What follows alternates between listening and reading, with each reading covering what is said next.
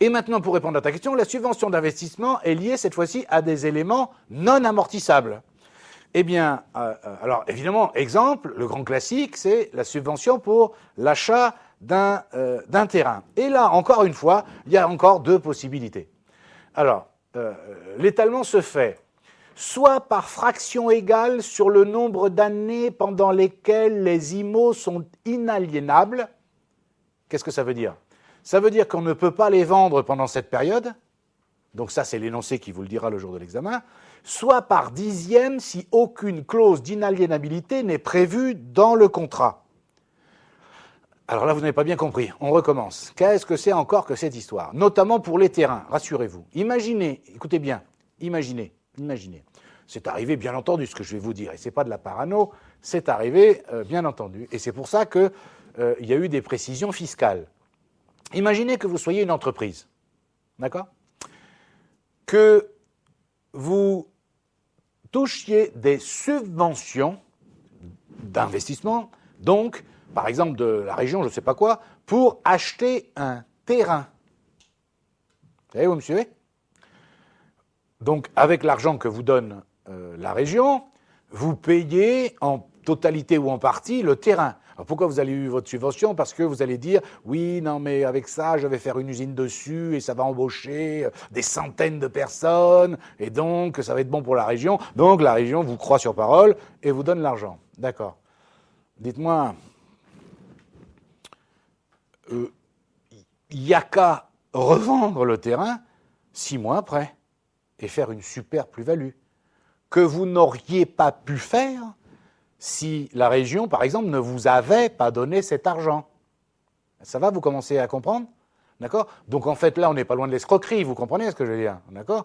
Donc, comme c'est déjà arrivé, ce genre de choses, fiscalement et légalement, on a dit, oulala, attention, si il s'agit d'une subvention d'investissement qui a permis d'acheter des éléments non amortissables, en particulier, et c'est là où le problème se pose très honnêtement, pour des terrains, ok, eh bien, on va étaler la subvention sur le nombre d'années pendant lesquelles on ne peut pas vendre le bien. Ça veut dire qu'on fait simple, par contrat, il est écrit que l'État va vous dire, ou la région va vous dire, voilà, je vous donne une subvention pour acheter le terrain, ok, ça marche, mais il y a une clause d'inaliénabilité de 10 ans. Ça veut dire que pendant 10 ans, vous n'avez pas le droit de vendre le terrain.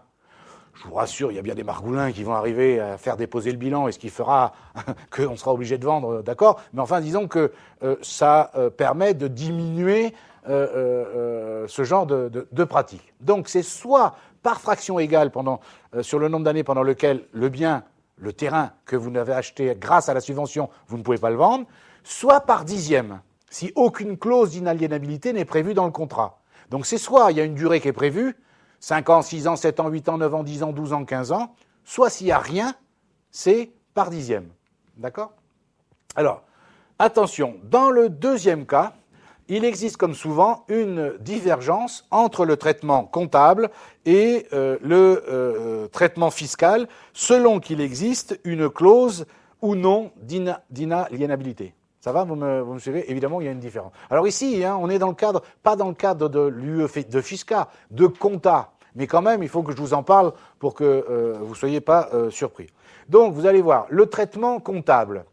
En cas de clause d'inaliénabilité, la reprise de la subvention se fait sur la durée de la clause, par fraction égale, quelle que soit la date d'attribution de la subvention, pas de prorata temporis pour la première année ni la dernière. Est-ce que c'est clair ce que je dis? S'il y a une clause d'inaliénabilité, la reprise de la subvention se fait sur la durée de la clause par fraction égale. Donc vous avez acheté un terrain avec une subvention d'investissement de 100 000 euros et on vous dit il y a une clause de 4 ans, la reprise c'est 25 000 par an pendant 4 ans. Ça va? C'est clair? S'il n'existe pas de clause d'inaliénabilité, la reprise de la subvention d'un point de vue comptable se fait par dixième, quelle que soit la date d'attribution de la subvention, pas de prorata temporis pour la première ni la dernière.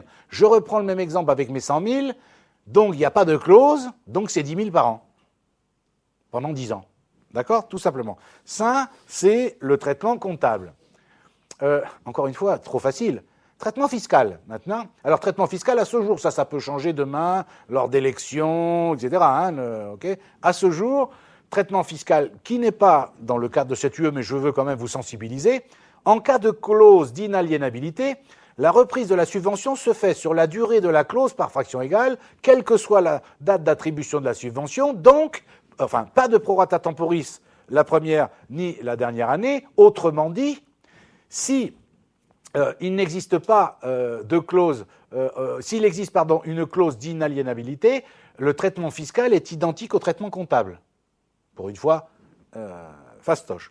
Mais s'il n'existe pas de clause d'inaliénabilité, eh bien la reprise de la subvention d'un point de vue fiscal se fait par dixième, ça c'est pareil, quelle que soit la date d'attribution de la subvention, mais regardez bien, je l'ai écrit en majuscule, mais avec un décalage d'1 an. C'est-à-dire que fiscalement, vous êtes imposé avec un décalage d'1 an, dans ce cas-là. Et pas de prorata temporis pour la première ni la dernière année. Vous allez me dire, je ne comprends rien. Exemple. Exemple 1, une subvention sera accordée sur un terrain le 1-11-2006 pour 120 000 €. Il existe une clause d'inaliénabilité de 12 ans. Eh bien, regardez ce que ça donne d'un point de vue comptable, d'accord ? Okay. Il y a une clause d'inaliénabilité de 12 ans. Si en régie, on peut m'agrandir le tableau, s'il vous plaît. Donc, merci. Donc, les dates, vous avez ici 1, 2, 3, 4, 5, 6, 7, 8, 9, 10, 11, 12. Vous avez vu ? Pas de prorata temporis, on a dit. Et comme c'est 139 à 777, ok, donc 10 000, et je vous demande le calcul, c'est toujours pareil, c'est super facile, hein, 120 000 divisé par 12. Pour le traitement fiscal, dans ce cas-là, identique au traitement comptable, pas de différence. Très bien. Deuxième exemple, une subvention sera accordée sur un terrain, le 1-11-2006, pour 120 000 €. Il n'existe pas de clause d'inaliénabilité. Là, qu'est-ce qui se passe ? D'accord ? Le traitement comptable, c'est aussi sur 10 ans, 1, 2, 3, 4, 5, 6, 7, 8, 9, 10. L'écriture 139 à 77, c'est-à-dire 12 000, exactement la même chose d'un point de vue comptable, ça ne change pas. Puisque c'est sur 10 ans, vous savez, vous me suivez ? D'accord. Le traitement fiscal, la reprise se fait toujours sur 10 ans, donc les montants sont les mêmes que ci-dessus, mais avec un décalage d'1 an. C'est-à-dire que la première reprise fiscale interviendrait le 31-12-07 et la dernière le 31-12-2016. C'est-à-dire que vous seriez imposé avec 1 an de décalage. Ça veut dire quoi ? Ça veut dire que dans ce cas-là, vous verrez ça quand vous ferez la fiscalité, il y a donc un retraitement extra-comptable entre la comptabilité et la fiscalité pour calculer l'impôt. D'accord ?